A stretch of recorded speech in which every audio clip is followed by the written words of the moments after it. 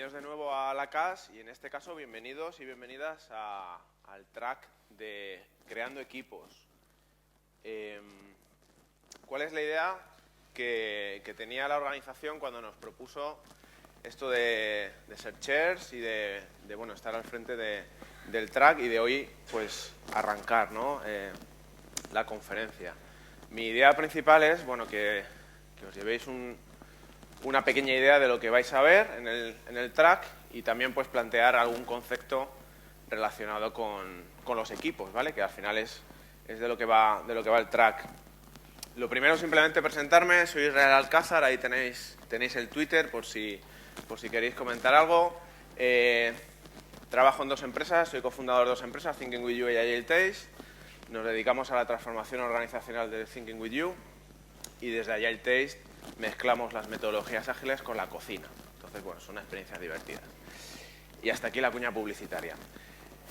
Quería empezar esta charla contándoos un poco lo que os vais a encontrar en este track de Creando Equipos, que es un track un poco especial porque no solo vamos a hablar de equipos, sino que también era un track en el que cabían otras posibilidades, ¿vale? Entonces, lo que os vais a encontrar, la idea con la que generamos este track, nuestra visión, junto con los voluntarios que me ayudaron a confeccionarlo, era sobre todo que tuvierais diversidad, ¿vale? Fue muy complicado, nos llegaron cerca de 60 y pico propuestas entre charlas, talleres y charlas cortas y realmente nos tuvimos que quedar con muy poquitas, con unas 10 o 12 creo que al final nos quedamos, con lo cual fue muy, muy difícil. ¿Qué hemos intentado premiar? Pues hemos intentado premiar la diversidad, es decir, había muchas propuestas diferentes, hablando de temas diferentes, unos más de equipos, otros hablando de otras cosas diferentes, y hemos intentado premiar un poco esa diversidad, ¿vale? Incluso penalizando a veces pues alguna charla muy buena, que este año la verdad es que ha habido propuestas muy, muy buenas. Entonces, fue muy difícil. ¿Qué os vais a encontrar hoy en este track? Bueno, pues queríamos empezar con una charla que va a dar Tino Romero, que es lo que Agile no nos dice y te gustaría saber. Es lo más básico que nos llegó al track. Que sea básico no quiere decir que sea fácil, ¿vale? Entonces es un poco como introducción al track para pues ciertas cosas relacionadas con Agile para que lo tengáis presente. Y luego poco a poco pues iremos avanzando. Después vendrá una charla de Fran donde nos hablará de cómo creó un equipo desde un equipo bastante diferente a cómo lo consiguió tirar para arriba, ¿no? Y luego iremos pasando poco a poco por diferentes partes, ¿vale? Hablaremos de la venta Agile, ¿vale? Esto no tiene que ver mucho con equipos, pero como era un track mixto, pues intentamos también meter cómo influye esto de vender esto y de cómo lo podemos enfocar. Y luego vendrán una serie de 3 lightnings, ¿vale? 3 charlas cortas donde nos hablarán de cómo construir buenas relaciones en equipos.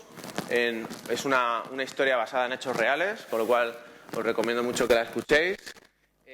Cómo montar una gran retrospectiva con muchísima gente, no sé si fueron 500 personas o no sé cuánto, 100, no me acuerdo, estoy exagerando, pero muchísima gente, cómo montar una retrospectiva y cómo la tercera Learning Talk, cómo todo esto de Agile pues, se puede introducir en el mundo de la escuela y de las clases, ¿no? Y por último, Maika cerrará el track hoy hablándonos de la culpa y cómo la culpa, pues si tiene o no espacio en el Kaizen, que Kaizen al final significa mejora continua, ¿no? Esto es lo que vais a encontrar el jueves y el viernes, pues más cositas. Os vais a encontrar cómo hablar con la gente de negocio, lo primero, la primera hora del día. Luego Agile Sourcing, que es un nuevo concepto que van a aplicar los chicos de Paradigma Tecnológico, que es un poco cómo darle la vuelta a esto del outsourcing, cómo de una forma Agile o un enfoque Agile se puede trabajar.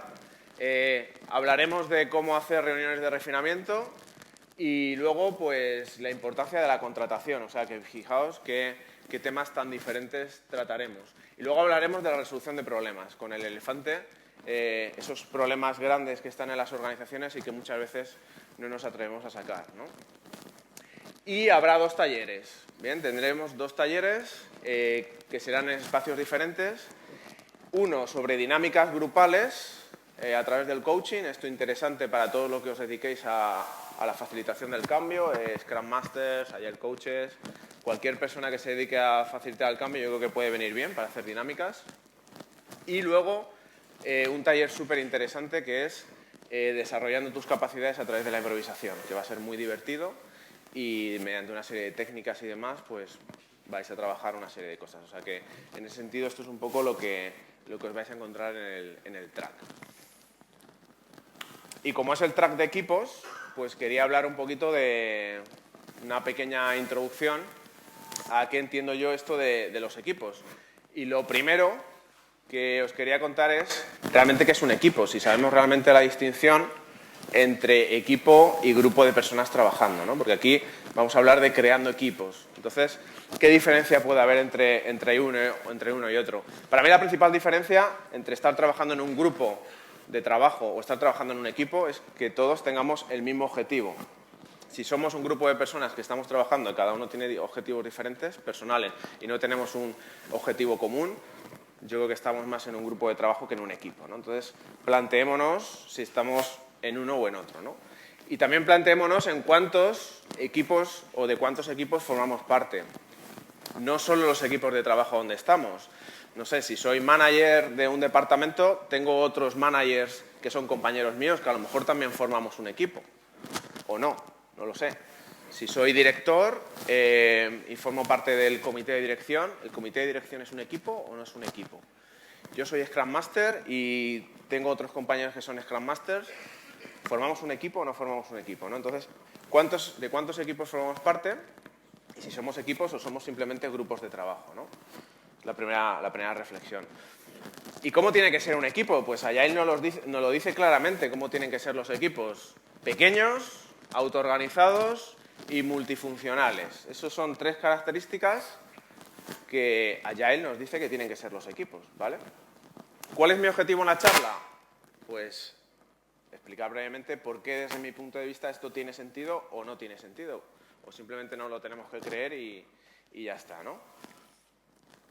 Entonces, Agile lo primero que nos dice es que los equipos sean pequeños, ¿vale? Ahora vemos que es pequeño, pero aquí, el otro día, analizando este tema y buscando información, no sé si conocéis un poco cómo funcionan las abejas, pero las abejas, en este sentido, a nivel de equipo, funcionan muy diferente a cómo funcionamos los humanos.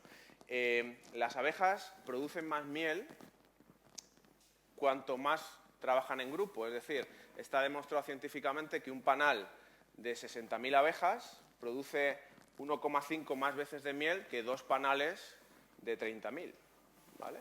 Siendo el mismo número de abejas, el estar separados influye.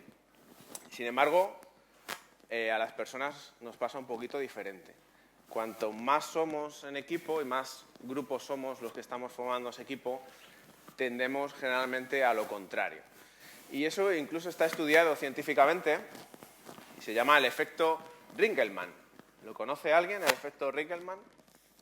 Bueno, esto fue un estudio que hicieron de gente tirando de una cuerda, formaron dos grupos tirando de una cuerda, el típico juego este de tirar de la cuerda, y se fueron dando cuenta que según introducían más gente en los equipos, los miembros de los equipos hacían menos fuerza cada vez, o había algunos miembros de los equipos que hacían menos fuerza cada vez, ¿no? Eso se le llamó el efecto Ringelmann.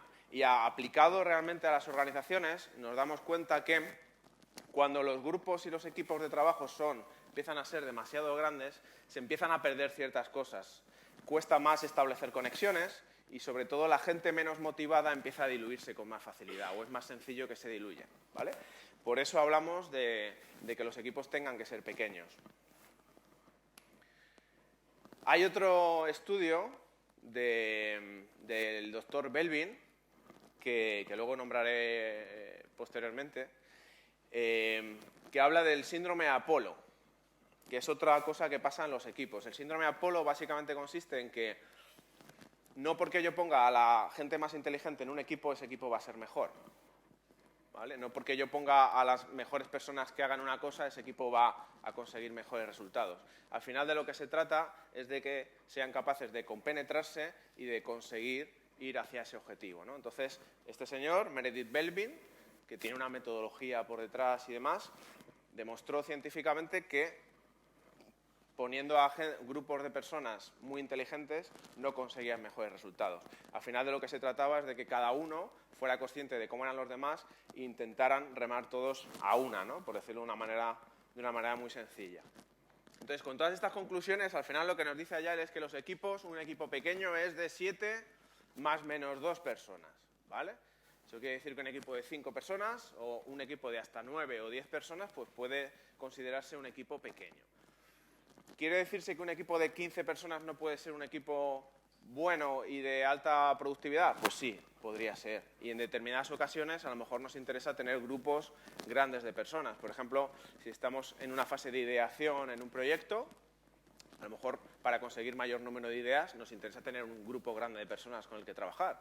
Y ese brainstorming saldrá mucho mejor a lo mejor 15 personas que no 5, ¿no?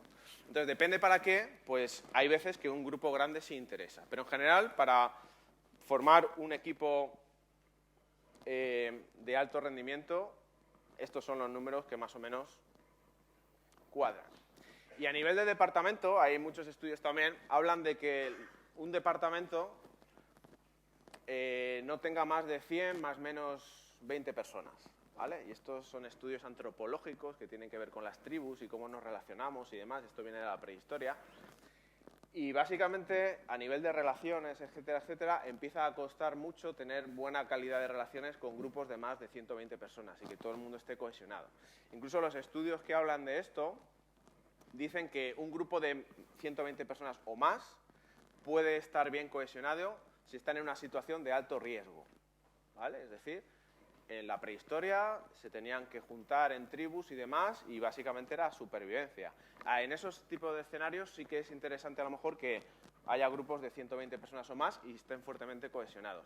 Pero en la actualidad no estamos en situaciones de tan alto riesgo, con lo cual empiezan a deteriorarse las relaciones en este tipo de equipos, ¿vale? Entonces, bueno, por dejar ahí un poco lo que es pequeño a nivel de equipo y a nivel de departamento. No sé si conocéis un poco la cultura de Spotify, que habla de tribus y demás. Por ejemplo, en Spotify no tienen tribus, que al final son como departamentos de más de 100 y pico personas, y viene un poco por todo esto. Intentan cuidar un poco eso, y si eso se empieza a hacer más grande, pues a lo mejor tiene sentido empezar a dividir a la gente para siempre mantenernos en estos rangos, ¿vale? Porque es un tema antropológico de cómo funciona el cerebro, etcétera, etcétera. Otra cosa que nos dice la agilidad en cuanto a los equipos, que sean pequeños y que sean autoorganizados. Bien, lo que suele pasar muchas veces cuando trabajamos con los equipos y empezamos a hacer Agile es que llegamos a un equipo y decimos, señores, señoras, en este momento sois un equipo autoorganizado, hasta luego. Y les dejamos ahí a su libre albedrío a que de una forma autoorganizada se pongan a trabajar, ¿no? Bueno, realmente pues las cosas no suceden con magia, ¿vale? Y por suerte o por desgracia estamos acostumbrados a que nos digan lo que tenemos que hacer muchas veces, ¿no? Porque es cómodo y porque luego podemos echarle la culpa a quien nos lo ha dicho, ¿no? Me lo dijo él, yo no tomé la decisión.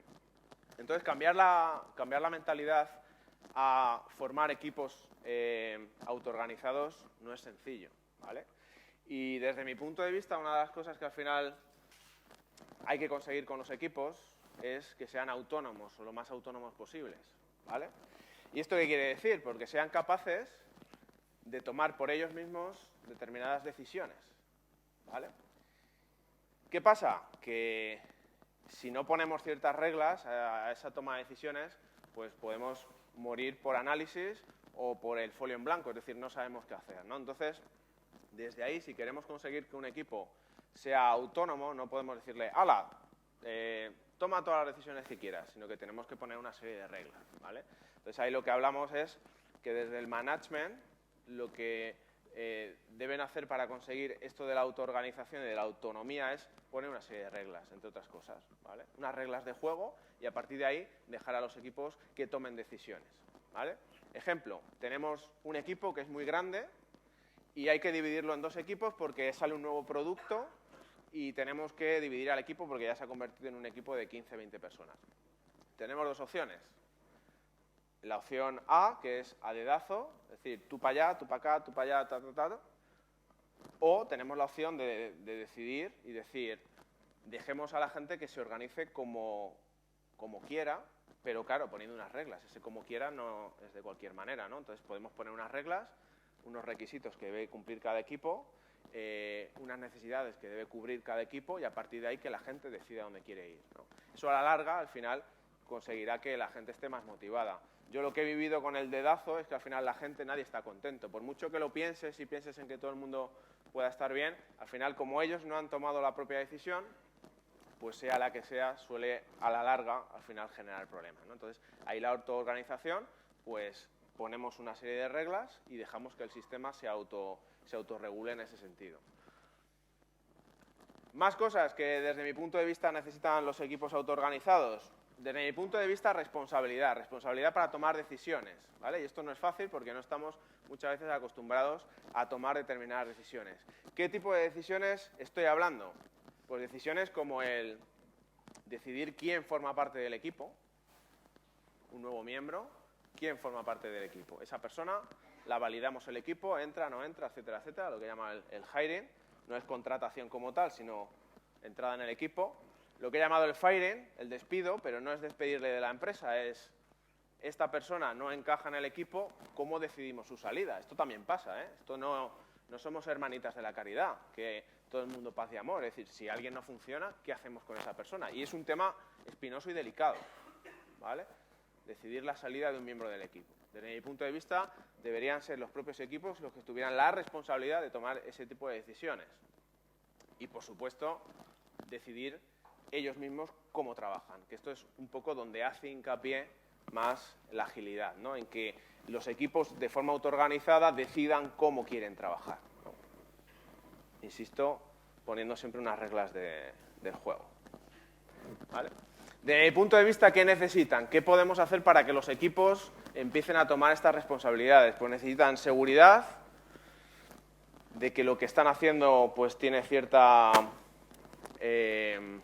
protección por parte de sus responsables. Algo muy importante que yo creo que es uno de los mayores motivos de que la gente no esté contenta en sus organizaciones es la falta de coherencia en las organizaciones. Digo una cosa y luego hago otra. Eso genera generalmente mucha frustración, ¿vale? Entonces, si conseguimos ser coherentes, yo creo que y estaremos más cerca de esa responsabilidad y confianza, ¿vale? Muchas veces, tan simple como a la gente darle confianza y estar seguros de que lo van a conseguir y que van a tomar la mejor decisión que en ese momento haya sido capaces de tomar, es suficiente para que la gente tenga esa responsabilidad y dé un paso al frente, ¿no? Y tener conciencia de dónde estamos, para qué estamos trabajando, para quién, por qué, ¿no? Este tipo de cosas, muchas veces yo me doy cuenta que en los equipos y en las organizaciones no lo tenemos muy claro. Entonces, si queremos que los equipos se autogestionen, una de las cosas que también tenemos que trabajar con ellos es la toma de conciencia de dónde estamos y qué estamos haciendo aquí, ¿no? Parece algo muy obvio, pero generalmente pasa mucho que esto no se tiene claro. Al final, confianza y respeto, ¿vale? Yo creo que desde la confianza y el respeto se pueden conseguir muchas cosas a nivel de autoorganización. Y lo último, de lo que nos habla agilidad a nivel de qué tiene que ser un equipo, nos habla de equipos multifuncionales, cross-functional en inglés, ¿vale? Aquí hay mucho malentendido a veces con esto de los equipos multifuncionales. ¿Por qué? Porque nos pensamos que es que un equipo multifuncional es que todo el mundo sepa hacer de todo. Y eso no es el concepto de un equipo multifuncional. Es que entre todos los miembros del equipo sean capaces de resolver el problema y cubrir las necesidades, en este caso, del cliente para el que estamos trabajando. Pero no todo el mundo tiene que saber hacer de todo. Lógicamente, cuanto más disperso tengamos el conocimiento y más distribuido, más que disperso, mejor, ¿vale? Porque si no caeremos en que la gente se empieza a convertir en imprescindible, aunque realmente sabemos que nadie es imprescindible. Pero a nivel de multifuncionalidad hablamos de que el equipo sea capaz de resolver la problemática, y en el equipo en Agile pues entran los analistas funcionales, entran los arquitectos, entran los desarrolladores, entran los de diseño, o sea, es el equipo y todo lo que necesite ese equipo para resolver la problemática, ¿vale? Lo que me he encontrado en las organizaciones y en los equipos donde trabajo es que nos quedamos ahí y formamos los equipos en función de los roles funcionales, valga la redundancia. Es decir, necesito un equipo con un arquitecto, uno de diseño, uno de base de datos y tal. Y en ningún momento nos paramos a pensar a nivel de cómo funcionan las personas en equipo a nivel de comportamiento. Lo que decía el doctor Meredith Belvin, no, si yo pongo a todos los más inteligentes en un equipo, eso no me va a garantizar que el equipo funcione. Bueno, pues si yo pongo al mejor programador, al mejor diseñador y al mejor administrador de base de datos, eso no me va a garantizar nada. Por mucho que tengan todos las skills necesarias para tirar el proyecto adelante, es decir, sean un equipo multifuncional, pues realmente no sabemos si van a encajar bien, ¿vale? Y esto se nos olvida siempre cuando formamos los equipos o cuando un nuevo miembro del equipo entra a formar parte. No tenemos en cuenta nada más que su rol funcional, ¿vale? Nos olvidamos de su rol de comportamiento en un equipo y cada uno tenemos diferentes roles, ¿vale? Y esto está estudiado además científicamente, ¿vale? ¿Cómo podemos empezar a trabajar esto? Pues hay algunas herramientas que nos permiten empezar a trabajar también la parte de comportamiento, de rol de comportamiento dentro de los equipos, ¿vale? Hay una muy sencilla que la podéis utilizar con mucho cuidado, ¿vale? Porque no es muy científica que digamos, pero da pie a conversación, que es de lo que se trata esto, que es el Personality Poker. Personality Poker, os lo podéis bajar por ahí de internet, son una serie de cartas, donde cada carta pues tiene una serie de comportamientos. Pues tímido, del 1 al 3, tal. Entonces, a modo de partida de póker, las personas que juegan, al final, hablan de cómo son cada uno y de cómo se comportan en equipo, ¿vale? La idea de todas estas herramientas no es encajonar a la gente en un determinado comportamiento, eso sería un fallo. La idea es que se produzca la conversación, ¿vale? De hecho, no está aquí Robert. Bueno, pero sí está Belén. ¿Vosotros también lo hicisteis esto? Personality Poker. Vale, no, es que está aquí una compañera que han practicado eso y una de las cosas que sacaron es la conversación, el entender cómo es la otra persona, cómo se comporta. Ah, que tú eres de esta manera, de otra. Y simplemente somos conscientes todos de cómo soy yo y cómo eres tú. Y empezamos a trabajar no solo la parte funcional, sino la parte de comportamiento. Esto es mejor que nada, pero también os digo que lo hagáis con mucho cuidado, porque hay poca base científica.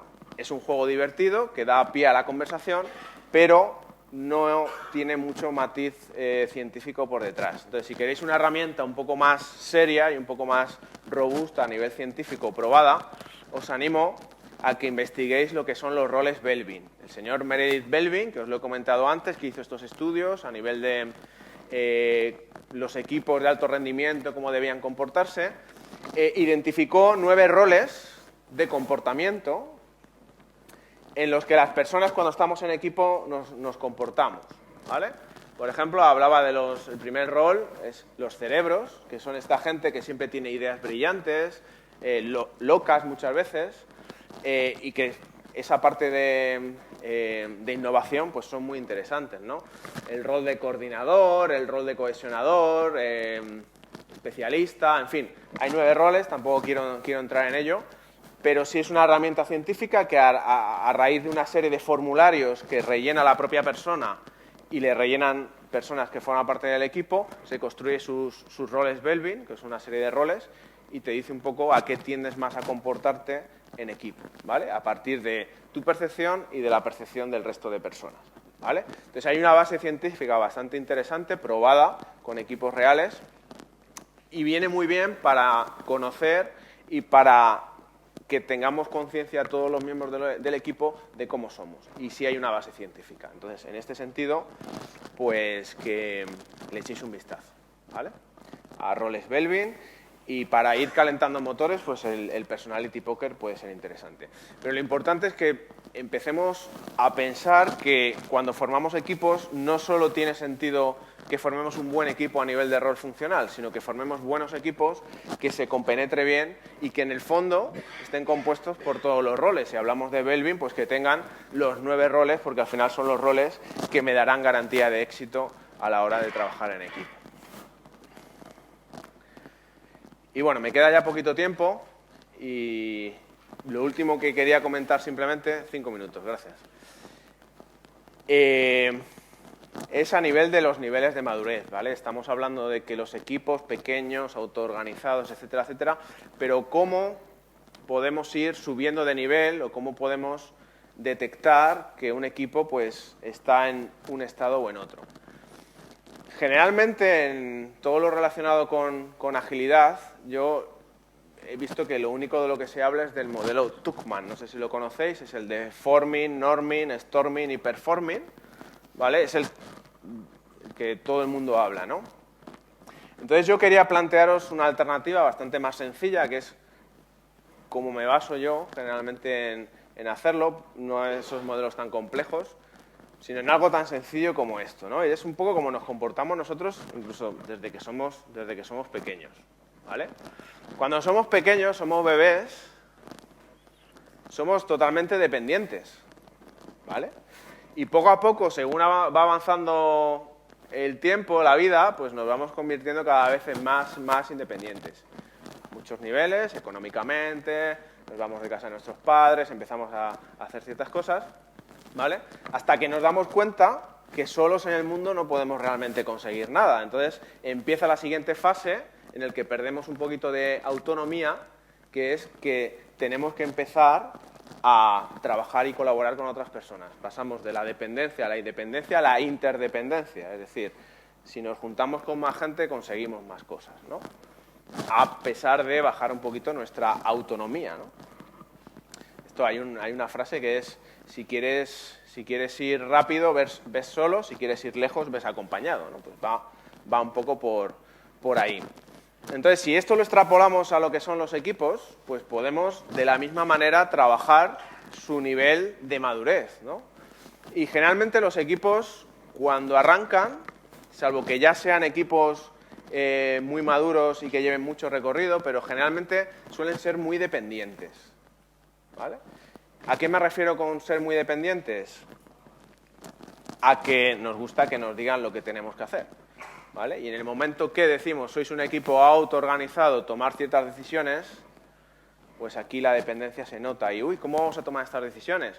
A mí no me pagan por esto y este tipo de cosas, porque realmente pues venimos de un modelo dependiente, ¿vale? De un modelo jerárquico heredado de la Revolución Industrial, en el que unos piensan y otros hacen, y este tipo de cosas, ¿no? Entonces, generalmente los equipos comienzan siendo dependientes en la toma de decisiones y no es sencillo que se pongan de repente a decidir cosas. Por mucho que pongamos reglas, a veces no es sencillo. Entonces, tenemos que poco a poco ir trabajando con esos equipos para que poco a poco sean capaces de pasar a la independencia, es decir, de ser capaces de tomar ellos mismos sus propias decisiones, con un marco de trabajo, lógicamente, con unas reglas, pero que sean capaces de llegar a ese nivel de autonomía. ¿Os acordáis que os decía antes que una de las cosas que yo considero que debería tener un equipo autoorganizado, lo primero es capacidad de autonomía, ¿vale? Dentro del marco regulado, pero capacidad de tomar mis propias decisiones.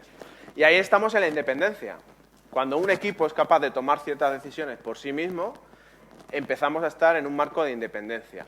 Pero cuidado, que eso puede ser peligroso, porque podemos conseguir que los equipos tomen muy bien las decisiones, pero de forma independiente, sin tener en cuenta que están dentro de una organización, ¿vale? Entonces, cuando también, esto no es que sea una y después otra, es decir, tenemos que ir trabajando en paralelo, pues si no podemos conseguir silos, y eso tampoco lo queremos. No nos tenemos que olvidar que a la vez que trabajamos la independencia en la toma de decisiones de los equipos para que consigan esa autonomía, tenemos que trabajar también su interdependencia, que no se queden aislados, que sean conscientes de que forman parte de una organización, que interactúen con otros equipos, que sean capaces de resolver sus propios conflictos, ¿vale? Porque un signo de madurez en un equipo es que es capaz de resolver un conflicto con otro equipo de una forma correcta y ordenada, ¿vale? Entonces, nada más, que disfrutéis del track, que tengáis en mente el tema de los equipos y muchas gracias a todos.